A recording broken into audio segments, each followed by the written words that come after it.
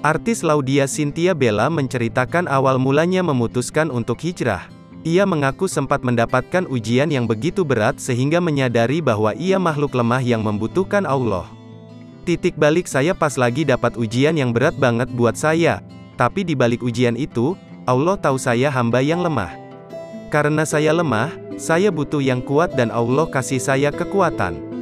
Di situ titik balik saya lemah, saya hamba, saya butuh Allah, ucap Laudya Chintya Bella saat ditemui di Menteng, Jumat, tanggal 29 Juli tahun 2022. Meski sudah hijrah sejak 2015 lalu, mantan kekasih Raffi Ahmad itu mengaku masih belajar mendalami Islam. Sebenarnya sampai saat ini saya masih banyak PR-nya untuk jadi hamba yang dicintai, lanjutnya.